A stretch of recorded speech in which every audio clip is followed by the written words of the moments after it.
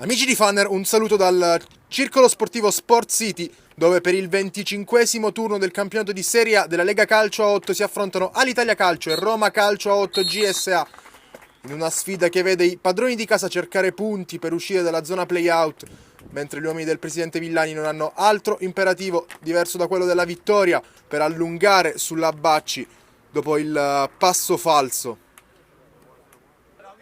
Pallone per Seferi che va dalla bandierina basso, la sfera passa e arriva sul secondo palo indisturbato il numero 6 chianese, che fa 1-0 per la Roma Calcio 8 al quarto minuto di questo primo tempo. Sul punto di battuta proprio Severini, va lui, la botta e il pallone passa e Goletti con un grande riflesso mette in corner.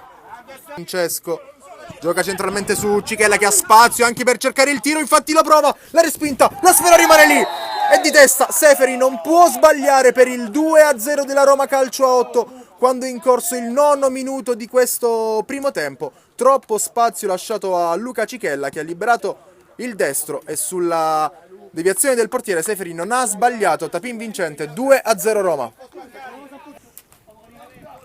Pallone allontanato, ci arriva sulla sfera Oliva che combatte ma perde il contrasto con Severini, possibilità di andare, pallone largo per D'Alessandro che calcia e il suo tiro termina di poco sul fondo. L'anticipo di Ciccolini che va a giocare con Cichella, Seferi attaccato, copre la sfera, subisce un fallo. Ciccolini o Cichella? La rincorsa del numero 8 che poi lascia l'incarico a Ciccolini e il suo raso terra termina in rete. 3-0 per la Roma Calcio a 8 al 19esimo del primo tempo. Il gol è di Lorenzo Ciccolini con una splendida punizione dalla lunga distanza. Il solito Severini sul punto di battuta, va lui! Goletti la trattiene, poi il pallone viene allontanato. De Francesco sbaglia clamorosamente il tocco centrale, può approfittarne Seferi che arriva rapidissimo, ancora supera De Francesco, supera anche Calcaro e mette in rete per il gol del 4-0.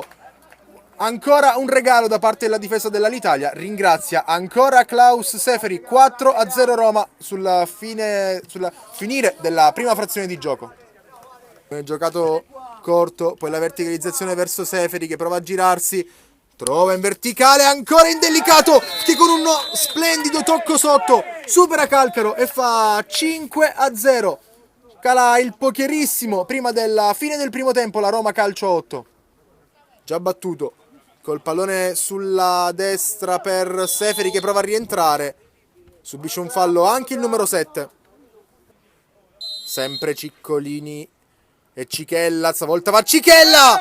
Pallone che aggira la barriera e termina in rete. Luca Cichella, 6-0 Roma.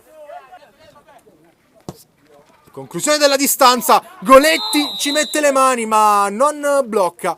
La sfera termina in rete e dunque il gol della bandiera per l'Italia arriva e lo sigla il numero 28 Belardinelli quando siamo al 20esimo del secondo tempo. Corner battuto questa volta verso il centro, scusate, e arriva il colpo di testa da parte del numero 9 dell'Alitalia che fa 2-6.